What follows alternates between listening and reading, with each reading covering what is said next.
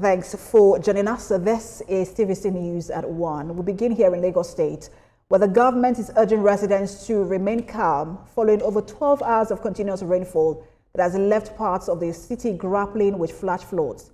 Authorities say infrastructure is in place to manage the situation, but are warning of more rains in the days ahead. In a statement released by the Commissioner for the Environment and Water Resources, Tokunbo Wahab, the state government acknowledges the intensity of Monday's downpour and says it aligns with fresh weather alerts issued by the Nigerian Meteorological Agency, which predicts more rain and thunderstorms over the next 3 days.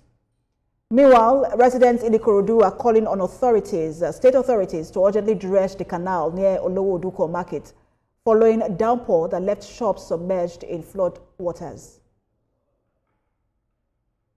Even though, as I am at home this morning, that one of my neighbors called me that water have already entering all the shop. I feel that they surprised. Even though the shop that the water is not entering before, it's entering here today. Even though I'm very surprised. I could need to assist one. Like about cleaning drainage. Since they are doing this express road, since Fasola regime. What is there is that maybe maybe 5 years, 4 years ago, they cleared the canal, so reduce a bit. So the canal don't block. That's how it affects us every year. So now, at the end now, we can't enter the shop.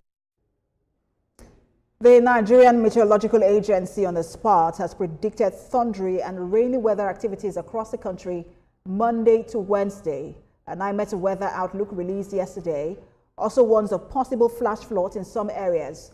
NIMET predicts morning thunderstorms in Abuja with moderate rains in parts of Adamawa, Taraba, Sokoto, Kebbi, Zamfara, Jigawa, Kano, and Katsina states in the north.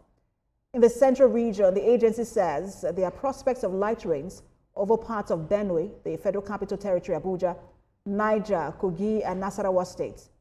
The agency also anticipates light rain over parts of Ebonyi, Enugu, Imo, Anambra, Abia, Ogun, Edo, Delta, Lagos, Rivers, Cross River, Akwa Ibom, and Bayelsa states in the south.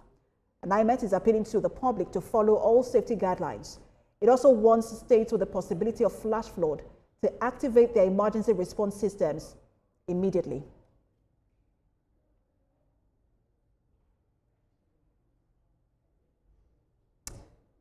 Now, I spoke with an environmentalist, Onimo Basi, earlier. He spoke very intensely on the responsibility of states in dealing with floods in their various states. The issue now should be, how prepared are we? How ready are we to take actions that will curtail the amount of impact, the damage that we're suffering from this kind of flooding happening? Why are we having the flooding? Why couldn't we have a system that takes care of the flood?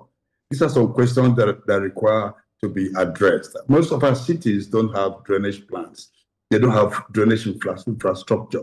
Even our villages, of course, are so neglected and abandoned. But, at every level, every place where you have human habitation, there has to be a plan to handle floods, a plan to handle unusual or heavy rainfalls.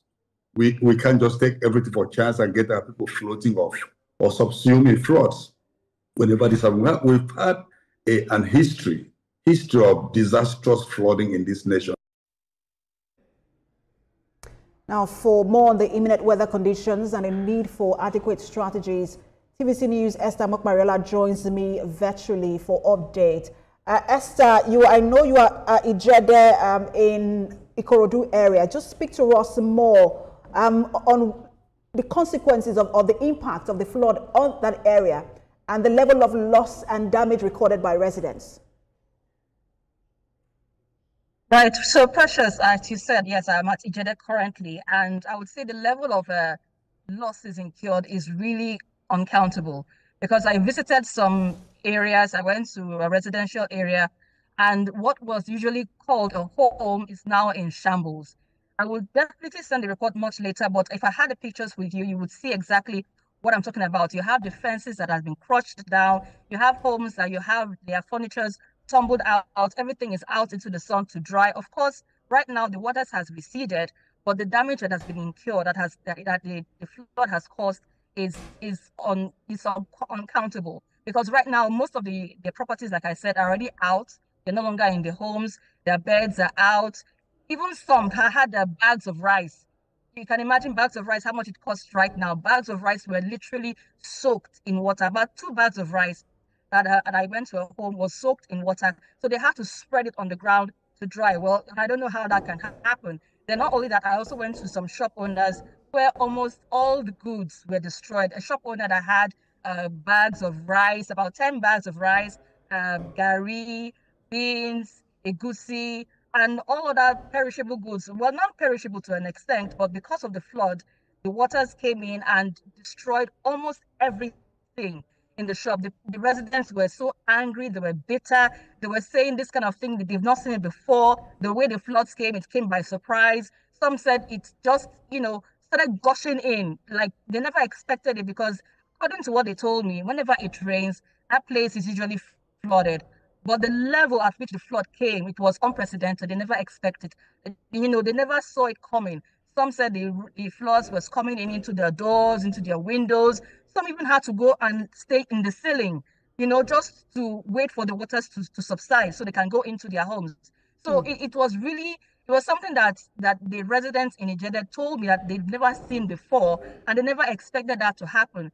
According to what they told me when I was there, they told me that there's a particular drainage channel that was already awarded by the state, but is yet to be completed. So that affected the waters not flowing into the proper channel.